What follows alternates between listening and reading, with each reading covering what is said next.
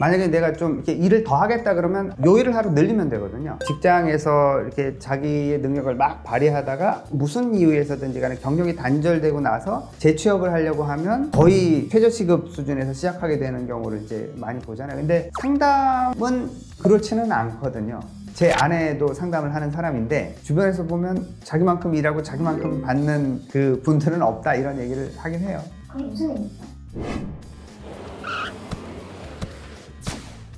네, 반갑습니다. 제 이름은 김은수라고 하고요. 저는 심리상담을 하고 있고 심리상담을 가르치고 있는 그런 사람입니다. 청소년 상담을 몇 년 하셨죠? 상담 전체를 한 건 한 20년 정도 했고요.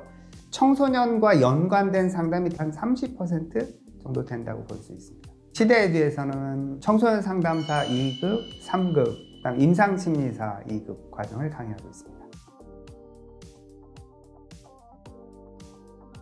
가장 기본적으로는 이제 청소년들을 대상으로 상담을 하고 있고요. 그런데 이제 청소년을 상담하다 보면 이제 청소년 부모나 또 청소년을 대해야 되는 선생님들 뭐 이런 분들도 이렇게 상담을 요청하는 경우들이 좀 많거든요. 그래서 청소년과 관련된 사람들을 상담한다 이렇게 생각하시면 될 것 같습니다.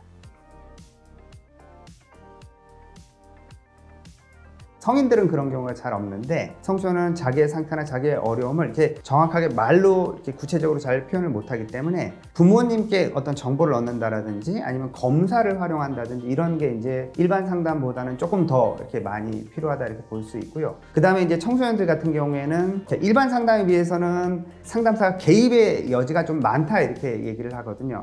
멘토적인 역할이 조금 더 필요하다는 거죠. 일반 상담에서는 상담사가 이렇게 경우의 수를 제시하고 선택은 본인이 하세요. 이게 가장 기본이거든요. 상담에 있어서는. 근데 청소년 상담에 있어서는 여러 가지를 알려주지만 그래도 내 생각에는 네가 이런 선택이 제일 효과적일 것 같다라고 한 번 더 이렇게 얘기를 해주는 그런 접근이 이제 보통 청소년을 상담할 때는 좀 더 많이 적용이 된다 이렇게 볼 수 있고요. 어느 쪽에서 근무하느냐에 따라서 상담사들이 일하는 게 많이 달라요. 공공기관에서 근무하는 쪽에서는 가장 기본적으로 직장인들이 출근 퇴근하는 것처럼 9시에 출근해서 6시에 퇴근하는 그런 상담사도 있고요. 그런 사람 일부. 일반 사설 상담소 같은 경우에는 예를 들어서 요일별로 계약을 맺어요. 어떤 A라는 상담소에 내가 이 상담소에서 월요일, 수요일 상담하겠다. 그러면 보통 그 상담소에서 케이스를 이렇게 채워주거든요. 그래서 그 시간에 내가 상담하고 돌아오고 뭐 이런 식으로 이렇게 상담을 하죠. 그래서 70%는 이렇게 계약을 맺어서 근무를 하는 형태가 훨씬 더 많습니다. 그러니까 아이를 키우거나 또는 너무 많은 시간을 일을 하고 싶지 않다 이런 경우에는 사실은 이렇게 계약을 맺어서 상담을 하는 게 시간 조율하기가 되게 편하죠. 만약에 내가 좀 이렇게 일을 더 하겠다 그러면 요일을 하루 늘리면 되거든요. 이런 식으로. 또는 내가 좀 이렇게 일을 뺐으면 좋겠다 그러면 요일을 하루 빼거나 뭐 이렇게 하면 되니까. 그래서 그 어떤 분들 같은 경우에는 육아하는 기간 동안에는 하루만 상담하고 그렇게 이제 쭉 진행하다가 아이가 어느 정도 크면 이렇게 요일을 점점 늘려나가는 이런 분들도 계십니다. 그래서 저희는 그걸 가늘고 길게 뭐 이렇게 이렇게 얘기를 하죠. 근데 가늘지도 않을 것 같은데. 근데 이제 어쨌든 직장에서 이렇게 자기의 능력을 막 발휘하다가 무슨 이유에서든지 간에 경력이 단절되고 나서 재취업을 하려고 하면 이제 과거에 어떤 자기가 쌓았던 능력이라든지 뭐 어떤 관계라든지 이런 모든 것들이 다 이제 무시가 되고 이렇게 거의 최저시급 수준에서 시작하게 되는 경우를 이제 많이 보잖아요. 근데 상담은 그렇지는 않거든요. 그게 어느 정도는 계속 유지가 돼주는 측면이 있어서 제 아내도 상담을 하는 사람인데 주변에서 보면 자기만큼 일하고 자기만큼 받는 그 분들은 없다 이런 얘기를 하긴 해요. 그게 무슨 의미죠?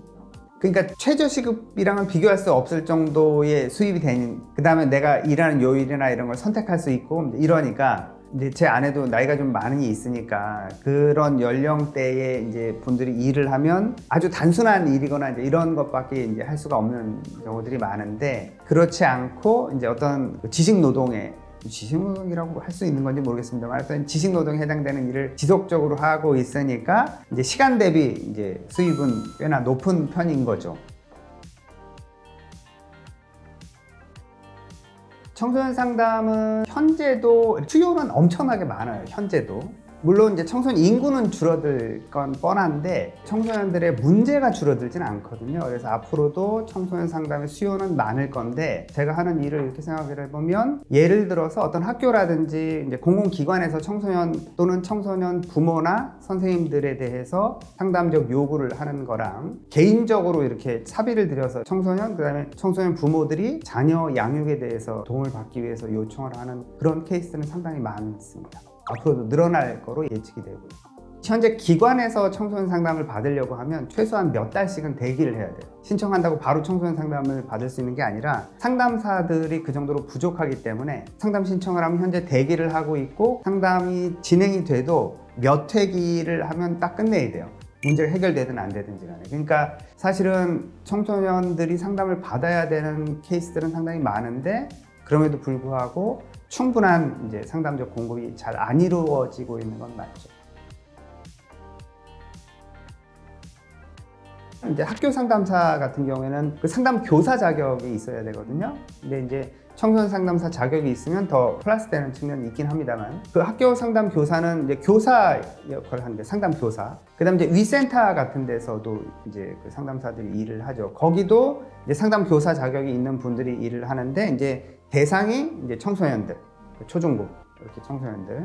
그거는 학교에 속해 있지는 않고 학교 바깥에서 이제 학교에서 의뢰하는 청소년 아이들을 상담하는 그런 이제 역할을 하고요. 실제 청소년 상담사들이 가장 많이 이제 일하는 장소는 청소년 상담 복지센터라고 하는 곳이 있습니다. 서울로 말하면 구, 그다음에 이제 뭐 지방에도 다 이렇게 청소년 상담 복지센터가 있는데 청소년 상담 복지센터는 이렇게 종합적으로 이렇게 지원을 해요. 그래서 청소년들의 그 다양한 문제들, 정신적인 문제부터 진로 문제라든지 그다음에 청소년 부모의 어떤 심리적 지원이라든지 이런 것까지 좀 종합적으로 지원을 하고 있습니다. 그래서 만약에 청소년들의 문제가 있으면 그쪽으로 많이 의뢰를 하는 경우들이 있거든요. 그래서 거기서 청소년 상담사들이 일을 가장 많이 하고 있고요.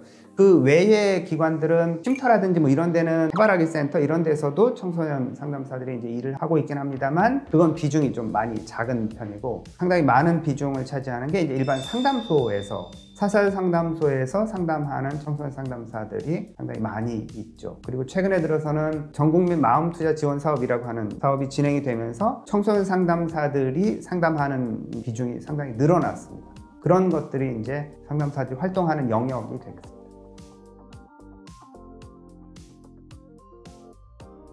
차이가 많이 나죠. 뭐 예를 들어서 풀타임 일이다 그러면 이제 정해진 시간에 출근해서 정해진 시간에 퇴근하는 그런 일이냐 또는 요일별로 계약을 맺어서 하는 일이냐에 따라서 일도 달라지고 수입도 달라지는 이런 측면들이 좀 있습니다. 그래서 정해진 시간에 출근해서 정해진 시간에 퇴근하는 그런 류의 일이면 복지관에서 일하는 사회복지사랑 비슷하거나 조금 더 많거나 이렇게 저는 들었거든요. 그 다음에 이제 요일별로 이렇게 근무하시는 분들 같은 경우에는 상담한 타임당 계산해서 얼마 이제 이런 식으로 받거든요. 그래서 내가 더 수입을 늘리겠다 또는 일을 더 많이 하겠다 그러면 요일을 더 늘리거나 그 상담을 좀 더 많이 할 수 있는 상담소로 이동을 하거나 이제 이런 식으로 해서 자기 수입을 좀 조정해 나가는 그런 경향이 좀 있죠.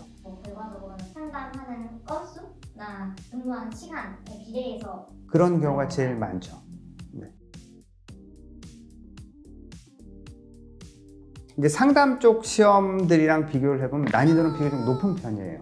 사실 청소년 상담사 시험이 준비하기 만만한 시험은 아닌 건 맞아요. 시간을 많이 들여서 공부를 좀 해야 되는 거 있고요. 그리고 그냥 막 공부만 해서 딸 수 있는 자격도 사실은 있잖아요. 근데 청소년 상담사 자격은 그냥 막 공부만 해서 따기는 조금 어렵고요. 그쪽에 대해서 조금이라도 이렇게 직접 상담은 안 해봤어도 간접적으로 이렇게 상담에 대해서 어떤 감이 있다든지 개념이 있다든지 이제 이런 사람들이 이렇게 응시를 해야 합격할 확률이 높은 그런 시험에 해당이 됩니다. 그러면은 독학이 좀 어려울까요? 상담 쪽 전공을 했어. 그래서 상담에 대한 기본 지식이 있는 사람이 내가 책을 갖고 공부를 한다. 그러면 조금 괜찮고요. 상담 계열이 아닌 이제 사회복지나 뭐 청소년 계열에서도 응시를 할 수 있으니까요. 근데 그런 분들이 책만 갖고 공부한다. 그러면 조금 어렵고요. 왜 그러냐면 이 상담 쪽 용어 자체가 용어가 갖는 생소함이 있거든요. 그래서 그 용어에 대한 이해라든지 그걸 이제 실제 이렇게 적용할 때 어떤 상황에서 적용하는지 이런 거에 대한 설명이 좀 이렇게 첨부가 돼야 책에 그걸 다 설명할 수는 없으니까 그게 좀 강의를 통해서 설명을 좀 들어야 시험을 준비하는데 좀 용이하다 이렇게 볼 수가 있습니다. 노베이스라고 하는 게 상담에 대한 베이스가 없는 사람 이렇게 이해를 했거든요. 그러니까 사회복지는 상담에 대한 베이스가 없어요. 사회복지 전공자도 시험 볼 수 있는데, 그리고 청소년 학 이쪽 계열도 시험을 볼 수가 있어요. 근데 그쪽은 상담에 대한 베이스는 없어요. 그러니까 그런 사람들이 준비하려면 준비해야 될 게 많아요. 그래서 상담 계열을 전공한 사람들이 준비해야 될 거는 물론 뭐 준비를 안 해도 된다는 얘기가 아니죠. 근데 이제 생소한 과목이 적은데 사회복지 쪽이나 청소년학을 전공한 사람들은 상담부터 시작해서 다시 다 준비를 해야 되기 때문에 준비해야 될 게 많아요. 어떤 기본적인 잡이 있으면서 내가 이제 일하는 거 말고는 1순위로 시험 준비를 시간을 드린다라고 하면 상담 쪽 베이스가 없는 분들이 준비를 하면 최소한 1년은 준비를 하셔야 돼요. 필기 시험이 있고요. 그 다음에 면접이 있어요. 네. 면접은 이제 실제 상담에 대한 내용을 질문하는 거예요. 그래서 이런 내담자가 오면 어떻게 상담하시겠어요? 이렇게 이제 질문하기 때문에 외워서 대답할 수 있는 게 아니거든요. 그러니까 상담 지식을 이 사례에 내가 어떻게 대입할 거냐를 대답을 해야 돼요.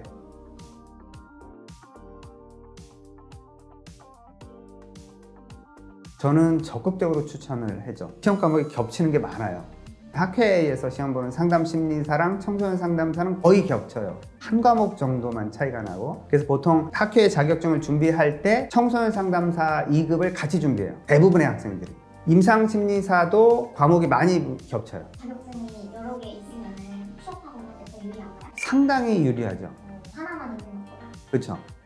그러니까 이게 왜 그러냐면 학회 자격증이 있다는 건 이제 민간 자격이기 때문에, 요즘은 이제 학회 자격증 중에서도 일부 학회 자격증은 국가에서도 인정하긴 합니다만, 보통 사설 상담센터에서 이 사람이 얼마나 훈련이 됐냐를 보기 위해서 그 자격증을 요구를 해요. 국가 자격증은 그 국가 자격증이 있어야 국가에서 비용을 대는 바우처라든지 아니면 전국민 마음투자 지원 사업이라든지 이런 국가에서 재정을 지원하는 상담을 그 국가 자격증이 있는 사람들에게 주거든요. 그러니까 그 두 개가 다 있어야 취업이 상당히 용이하죠.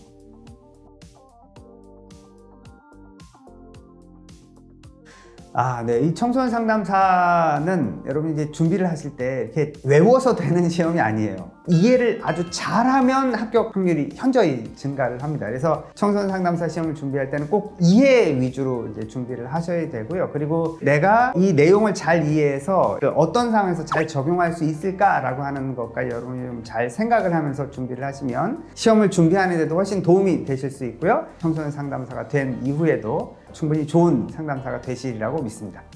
당신의 합격 스토리 시대에듀.